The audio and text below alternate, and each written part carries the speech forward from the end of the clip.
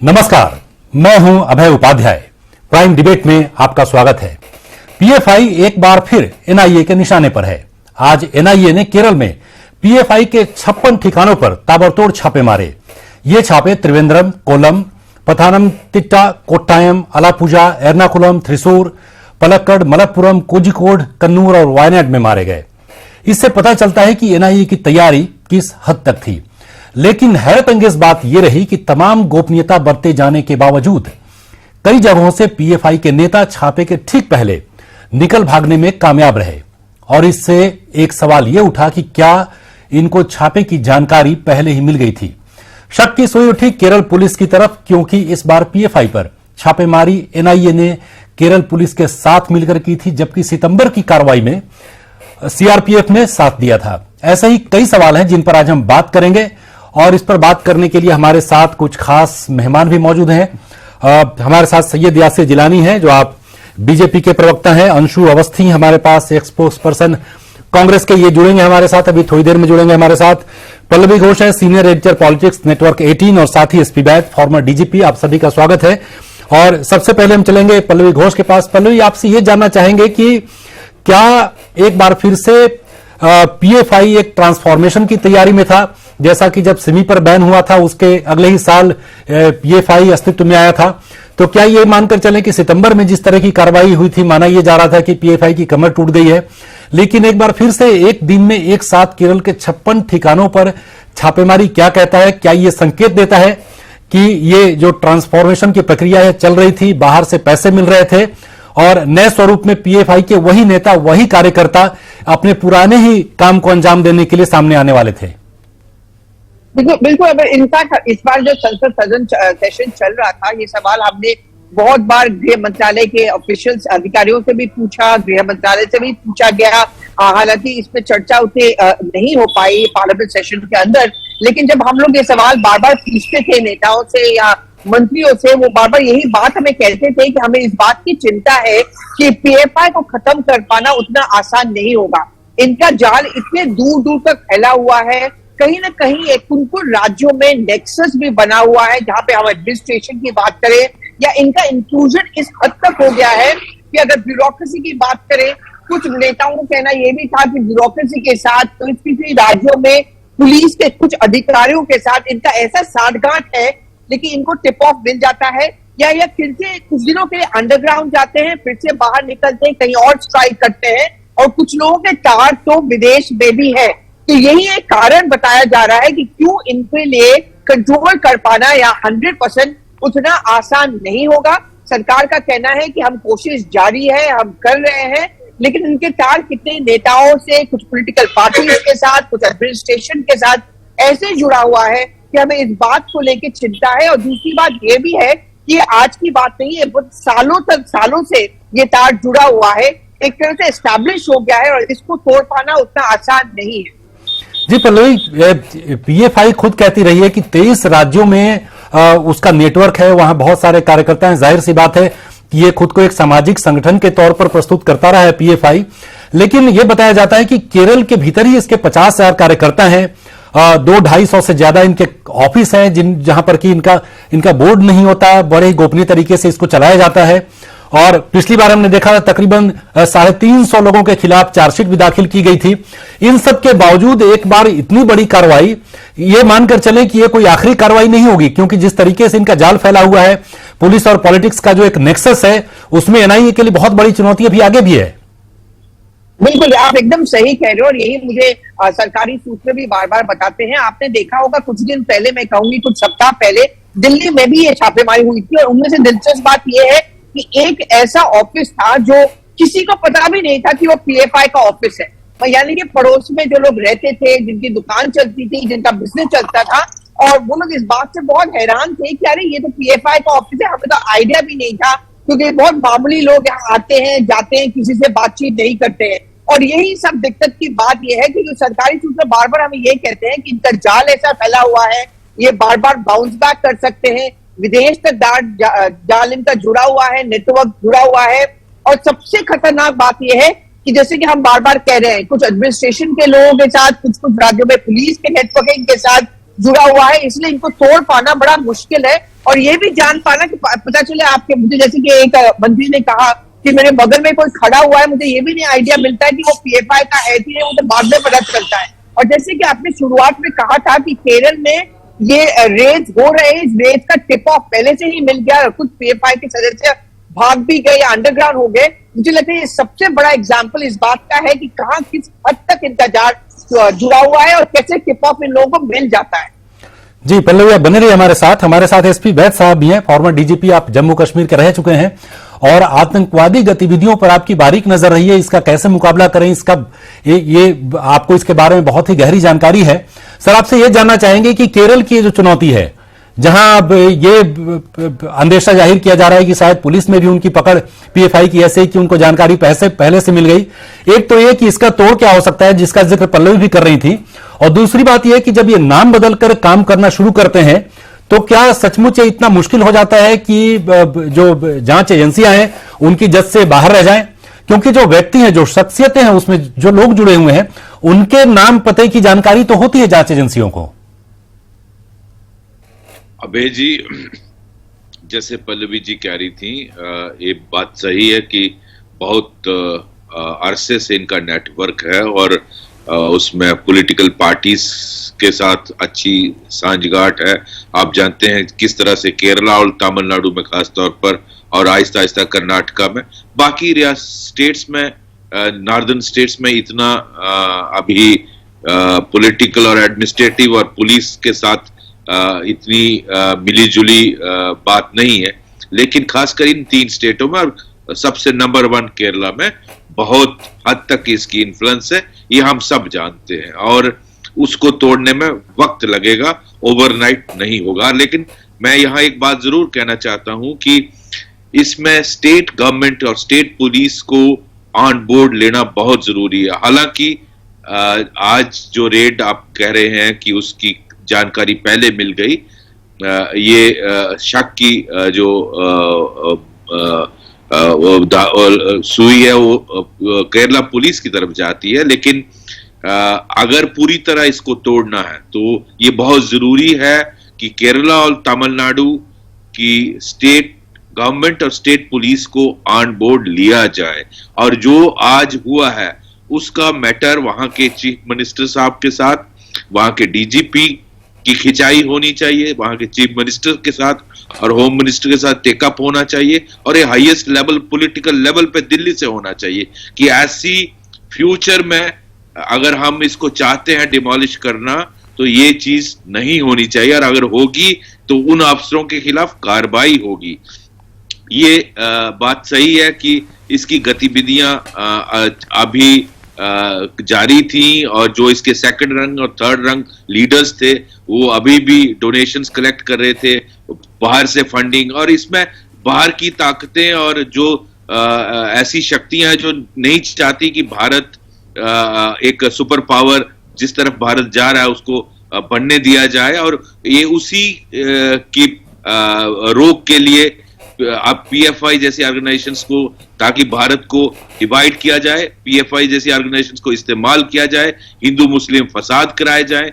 किस तरह से आप देखें आज के रेड में शार्प एज वेपन मिले हैं, और उनकी ट्रेनिंग का मटेरियल यंग लड़कों को किस तरह से, चाहे पीएफआई या no PFI, under arms act में as a DGP, as a police officer कह रहा हूं, आपका शार्प एज वेपन रखना और उसको ट्रेनिंग और उसको इस्तेमाल करना, यंग बच्चों को उसमें ट्रेन करना, ये itself is a criminal offence under the arms act, और उस पर कार्रवाई होनी चाहिए। ऊपर से पीएफआई एक बैंड ऑर्गेनाइजेशन है, इसके बाकी जो दफ्तर चल रहे हैं, इसके जो बाकी जो ऑफिस वेयर हैं, 250 या आप कितने बता रहे थे इनके दफ्तर है, उन सबको उनके खिलाफ कार्रवाई, सील होना चाहिए, उनके खिलाफ कार्रवाई होनी चाहिए, और बड़ा मेटिकुलसली इसको मिलकर यूनियन गवर्नमेंट, सेंट्रल एजेंसीज जैसे एनआईए जैसी, सीबीआई और इन सब को इस्तेमाल करके, और स्टेट गवर्नमेंट को भी साथ लेकर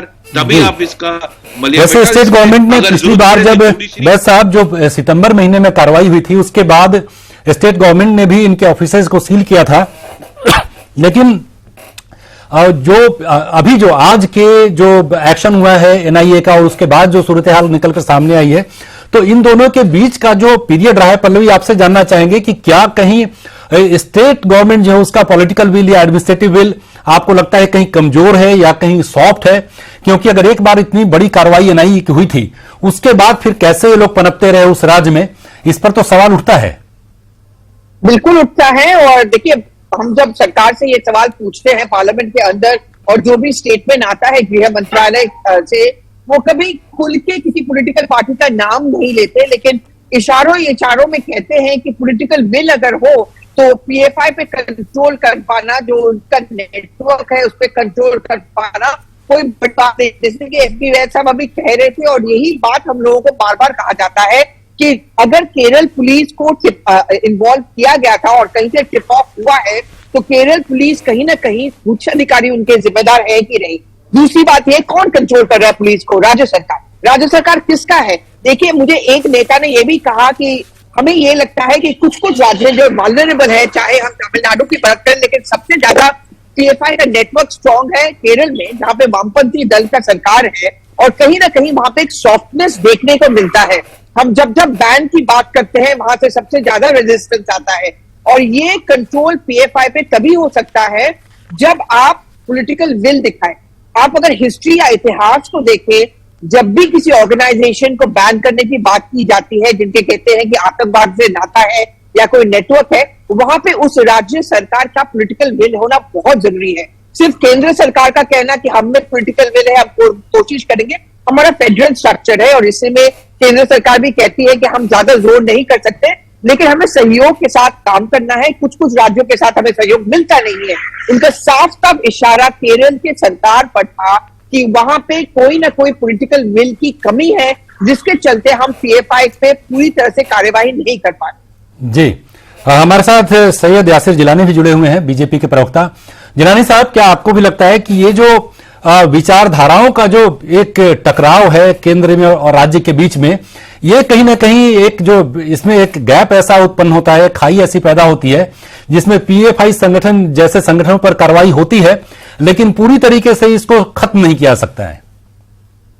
देखिए, ये एक मसला कमजोर इच्छा शक्ति वाले नेतृत्व का भी है, और तुष्टीकरण की जो पराकाष्ठा का केंद्र बिंदु मानने वाले संगठन भारत में है, जिनकी सरकार है केरला में, उन्हीं में से एक वहां की सरकार है। उनको अपना जो तुष्टीकरण है उसको भी संभाल के रखना है। नहीं तो क्या सब जानते हैं कि जब जांच हुई तो पीएफआई के साथ जो बेहद खतरनाक टेरर है, बांग्लादेश बेस्ड वाले मुजाहिदीन, इंडियन मुजाहिदीन और दूसरे जो और बहुत सारे ऐसे आउटफिट जो डायरेक्ट आतंकवाद में इन्वॉल्व है, उनके साथ पीएफआई लिंक है। आईएसआई के साथ अफगानिस्तान, सीरिया तक जाके इनके लोगों ने वहां पे ट्रेनिंग हासिल करी है।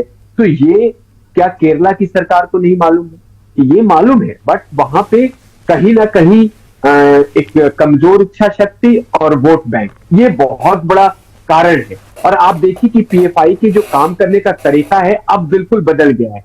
वो संगठित और सुनियोजित तरीके से छोटे छोटे दलों में बंट के जो नफरत फैलाने का काम है, जो छोटे लेवल पे, जो अभी डीजीपी साहब वैद साहब कह रहे थे कि जो अपराधी एक अपराध, जो एक क्रिमिनल अपराध कर रहे हैं, उस तरीके से मर्डर में उनमें इन्वॉल्व होना, समाज के अंदर सौहार्द को खत्म करने का जो काम है, वो पीएफआई के लोग करने लगे हैं। लेकिन हमारी एजेंसियों पे हमें गर्व है कि जिस तरीके से आज एनआईए ने शानदार तरीके से ठीक है जिलानी साहब, हमारे साथ अंशु अवस्थी भी जुड़ गए हैं, प्रवक्ता कांग्रेस के हैं, उनसे भी विचार उनका लेंगे।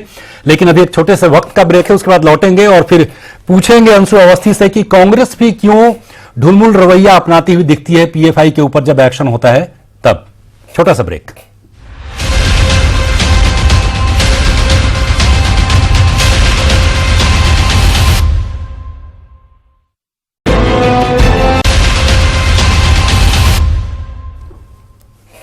ब्रेक के बाद आपका स्वागत है और सीधे रुख करेंगे अंशु अवस्थी का, जो आप प्रवक्ता है कांग्रेस के। अंशु जी, क्या कांग्रेस ढुलमुल नीति अपनाती है अगर पीएफआई पर एक्शन की बात आती है? क्योंकि हमने देखा जब सितंबर में उसके ऊपर कार्रवाई हुई थी, तब भी कांग्रेस ने पीएफआई का नाम तक नहीं लिया था। जयराम रमेश का एक बयान आया था जिसमें उन्होंने कहा था कि जो भी सांप्रदायिक सौहार्द बिगाड़ने वाली जो पार्टियां हैं, जो दल हैं, उनके ऊपर कार्रवाई होनी चाहिए। और शायद ये कहा गया था कि राजनीतिक रूप से उन्होंने पीएफआई के साथ साथ आरएसएस पर भी निशाना साधा था। अब आप देख रहे हैं कि जिस तरीके से एनआईए कार्रवाई कर रही है, गिरफ्तारियां हो रही हैं और चीजें निकलकर सामने आ रही हैं, तो उसमें आपके रुख में कोई बदलाव आया है क्या? आप सीधे सीधे कहेंगे कि पीएफआई जैसी संस्थाओं पर जो बैन लगाया गया है वो सही है और ऐसे ही कार्रवाइयां इनके ऊपर, इनके खिलाफ होती रहनी चाहिए तब तक जब तक इनकी जड़ों को समाप्त नहीं कर दिया जाए? देखिए, आपका जो सवाल है उस पे हमारी पार्टी का रुख एकदम स्पष्ट है। उसमें कहीं पर भी कोई क्लियरिटी में कंफ्यूजन नहीं है। जब भी इससे पहले भी जब कार्रवाइयां हुई थी तो 8 अक्टूबर को श्री राहुल गांधी जी से भी यह सवाल पूछा गया था। उन्होंने स्पष्ट तौर पे कहा था कि कांग्रेस पार्टी कभी भी किसी भी कट्टर संगठन का, कट्टर पार्टी का, कट्टर विचारधारा का समर्थन नहीं करती, वो चाहे पीएफआई हो, चाहे आरएसएस हो या दूसरे संगठन। सवाल यहां पर सिर्फ इतना है कि क्या पिछले 7-8 साल में बार बार आपने पीएफआई को टारगेट किया? ठीक है, करना चाहिए। जो भी कट्टरता फैलाते उन पर रोक लगनी चाहिए, लेकिन आप उनके साथियों को क्यों नहीं जुटा पाए? बार बार 7 साल से आप कार्रवाइयां कर रहे हैं, तो आखिर आपकी कार्रवाइयां वो एक स्टेज के बाद फेल क्यों साबित होती है? इससे ये पता चलता है कि भाजपा सरकार पीएफआई जैसे संगठनों का सिर्फ और सिर्फ विषयों से ध्यान भटकाने के लिए इस्तेमाल करती है। तो ऐसे में सबसे बड़ा सवाल यह है कि आप देश के लोगों की सुरक्षा से, देश के लोगों की जान से खिलवाड़ कर रहे हैं। पीएफआई को पकड़िए, खूब पकड़िए, लेकिन बार बार आप सुप्रीम कोर्ट में एनआईए कुछ कहता है, सुप्रीम कोर्ट में बार बार फटकार लगती, तो आप तथ्यों को क्यों नहीं जुटा पाते? आखिर आप क्यों नहीं? ठीक है, लेकिन आप इसके बरक्स आप आरएसएस को क्यों खड़ा करना चाहते हैं? नहीं, देखिए, जो भी कट्टर है, अगर कोई भी संगठन ऐसे लोगों को तैयार करता है जिसका मंत्री ये कहता है कि देश के गद्दारों को गोली मारो सालों को, ऐसे लोगों को अगर तैयार करता तो बिल्कुल उनमें सिमिलरिटी है, कोई फर्क नहीं है। ठीक है, जिलानी साहब आपका जवाब देना चाहते हैं। जिलानी साहब, इसका जवाब देंगे आप? एक अच्छाई होगी तो ये मेरा जवाब सुन लीजिए। हमारे सवाल का जवाब अंशु अवस्थी जी, इनका जवाब सुन लीजिए आप। आपने एक गंभीर बात कही है सवाल का जी। जिलानी साहब का जवाब सुन लीजिए आप। नहीं, पहले हमारे सवाल का जवाब दे दे कि ऐसी कौन सी कार्रवाई करते हैं जो एक स्टेज के बाद फेल साबित हो जाती है। आरएसएस को लेकर जो ये बार बार कहते हैं, आरएसएस वही संगठन है जिसने अंग्रेजों के साथ खड़े होकर भी सुन लीजिए। अरे सुन लीजिए, ठीक है, अंशु अवस्थी साहब, ऐसे ऐसे बातचीत बहुत बहक जाएगी। जिलानी साहब से उनका जवाब सुन लेते हैं। सुन लीजिए, बताना पड़ेगा जब पंडित ये आजकल एक वोट जोड़ो यात्रा निकाल रहे हैं। ठीक है, सुन लीजिए, फिर किसी की बात सामने नहीं आएगा। चल रहा है कि नफरत जैसा संगठन अंग्रेजों के सुन लो यार, सुन लो, इसीलिए विलुप्त हो रहे हो। अंशु जी सुन लीजिए, आपकी बात भी समझ में नहीं आ रही लोगों को। आपने अपनी बात कही, वक्त कम है, इनको बोलने दीजिए। इसका जवाब दीजिए। देश जानना चाहता है कि आरएसएस ने आजादी के आंदोलन का चलिए ठीक है, आजादी के इतिहास पर बात करेंगे बाद में। नहीं, ये महत्वपूर्ण विषय है। अगर कोई संगठन ये कहता है कि हम राष्ट्रभक्त है, देशभक्त है, अरे तो ठीक है, आज वो मुद्दा नहीं है। अंशु अवस्थी जी समझिए बात को समझिए। आज वो मुद्दा नहीं है, कृपया बात करने दीजिए। बीजेपी पर आपने एक आरोप लगा, आरएसएस के बारे में आपने बात की है, आप जवाब सुन लीजिए। जिलानी साहब बोलिए। देखिए, अब आरएसएस को तो बार बार इनको समझने की जरूरत है कि अगर आरएसएस को समझना है तो इनके श्रीमान आदरणीय राहुल गांधी को शाखा आना पड़ेगा, तब ये आरएसएस के चरित्र को जो जोड़ने का काम करती है, भारत के संस्कृति, भारत के आजादी की लड़ाई चल रही थी, समरसता को सम्मानित करने का काम भारत के समाज। देखिए, बोलने नहीं देंगे, मतलब अंशु जी बोलने दीजिए। अंशु जी बोलने दीजिए, फिर कोई फायदा नहीं है ऐसे बोलने का। हम तो समझे हुए हैं ना। ठीक है, आप बोलने दीजिए इनको। समझना चाहता, देश के लोग समझना चाहते हैं। अब मजबूरन देखिए, वक्त में आवाज आपकी धीमी करनी पड़ेगी। इनकी आवाज थोड़ी धीमी कर दीजिए। मैं क्षमा चाहते हुए आपकी आवाज धीमी करवाता हूं। जिलानी साहब बात पूरी कीजिए। के साथ क्यों खड़े थे, समझाइए देश। अब देखिए, मैं बोलना नहीं चाह रहा था ये कि ये स्लोगन आजकल वोट जोड़ो यात्रा जो राहुल गांधी कर रहे हैं, उसमें ये स्लोगन है कि नफरत के बाजार में मोहब्बत की दुकान ये खोलने निकले हैं, लेकिन दुकान का सामान नहीं बता रहे। मैं बता देता हूं, दुकान में इनके मोहब्बत की दुकान में सामान क्या है। इनके मोहब्बत की दुकान में 75 की इमरजेंसी है, 84 का वो जघन्य बर्बरता वाला कांड है, और इनके आगे जब आप आगे जैसे जैसे बढ़ते जाएंगे उसमें नफरत है, उसमें भागलपुर का दंगा है, उसमें कानपुर का दंगा है, भिवंडी का दंगा है, मुजफ्फरनगर का दंगा है, उसमें हाशिमपुरा के वो 40 अल्पसंख्यक है, जब तत्कालीन मुख्यमंत्री वीर बहादुर सिंह ने एक ऑर्डर से खड़े होकर गोली मरवा दिया था। ये इनका चरित्र है, कट्टरता का चरित्र, नफरत का चरित्र। ये नफरत लेके घूम रहे, इन्हें समझने, इनको लोग समझते हैं और अब इनके, और ये अपनी ही चलिए ठीक है, वक्त कम है। इनका एक क्विक रिएक्शन अंशु जी से। अंशु जी जवाब दीजिए। देखिए, जो रिकॉर्डेड है कि आज जो संगठन, जो पार्टी अपने आप को राष्ट्रवादी कह रही है, जब आजादी की लड़ाई चल रही थी, जब राष्ट्र पहले बताइए ना, बलिदान हो रहे थे, पहले बताइए ना, ये तो दुकान है आपकी, ये तो आज तक नहीं पता। दुकान का सामान तो बताइए। जवाहरलाल नेहरू, चलिए ठीक है, ये तो बातें चलती रहेंगी। एक रिमार्क्स इसके ऊपर पल्लवी आपसे भी मैं चाहूंगा। पल्लवी, आपने देखा राहुल गांधी के भारत जोड़ो यात्रा को लेकर बहुत बातें हो रही हैं और बहुत लंबी यात्रा पर हैं, और ऐसा माना जा रहा है कि कांग्रेस शायद पुनर्जीवित हो जाए आने वाले चुनाव में, अगर नंबर के लिहाज से देखें, आंकड़ों के लिहाज से देखें। लेकिन एक तरफ राजनीतिक भारत जोड़ो यात्रा तो हो रही है, क्या ऐसे संगठनों के खिलाफ भी पूरे भारत को एकमत कर रही है कांग्रेस? राहुल गांधी की भारत जोड़ो यात्रा ऐसे संगठनों के खिलाफ भी लोगों को जोड़ने का काम कर रही है, और अगर नहीं तो क्यों? ये मैं उस प्रेस कॉन्फ्रेंस में थी जब ये सवाल पूछा गया था कि क्या आप पीएफआई पर बैन का समर्थन करते हैं। उस समय कांग्रेस पार्टी ने औपचारिक रूप से पीएफआई का नाम नहीं लिया, उन्होंने सिर्फ यही कहा हम उन सब संगठन के खिलाफ हैं जिस संगठन में कम्युनलिज्म है या देश को बांटने की कोशिश कर रही है। लेकिन साथ ही साथ उनके सवाल में उन्होंने तुरंत ये बात कह दिया कि हम आरएसएस के खिलाफ हैं। मेरा मानना ये है, अब है मेरा मानना है। ठीक है अंशु जी, बोलने दीजिए, पल्लवी बोल रही हैं। कांग्रेस नहीं मानी। सवाल वही था, आप पीएफआई का नाम नहीं लेते, आरएसएस का नाम लेते हैं। जी पल्लवी, बात अपनी पूरी कर लीजिए। पीएफआई का नाम उन्होंने नहीं लिया था प्रेस कॉन्फ्रेंस में, उन्होंने सिर्फ यही कहा था कि हम किसी भी ऐसे संगठन का समर्थन नहीं करेंगे जो देश को बांटे, और उन्होंने तुरंत उस प्रेस कॉन्फ्रेंस में आरएसएस का नाम ले लिया।